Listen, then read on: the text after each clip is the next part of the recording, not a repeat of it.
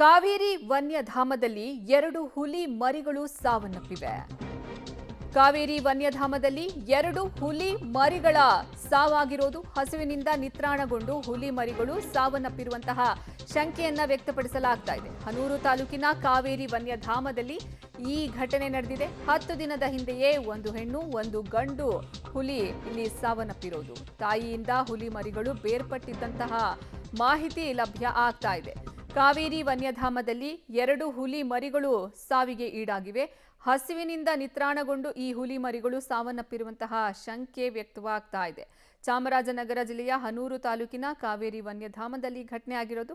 10 ದಿನದ ಹಿಂದೆಯೇ ಒಂದು ಹೆಣ್ಣು ಹಾಗೂ ಒಂದು ಗಂಡು ಹುಲಿ ಮರಿ ಸಾವನ್ನ ಅಪ್ಪಿದೆ. ತಾಯಿಯಿಂದ ಹುಲಿ ಮರಿಗಳನ್ನ ಬೇರ್ಪಡಿಸಿದ್ರು ಅನ್ನುವಂತಹ ಮಾಹಿತಿ, ಬೇರ್ಪಟ್ಟಿದ್ವು ಇವು ಅನ್ನುವಂತಹ ಮಾಹಿತಿ ಸಿಗ್ತಾ ಇದೆ. ಇನ್ನು ಗಸ್ತಿನ ವೇಳೆ ಹುಲಿ ಮರಿಗಳ ಸಾವು ಅಪ್ಪಿರೋದು ಬೆಳಕಿಗೆ ಬಂದಿರೋದು.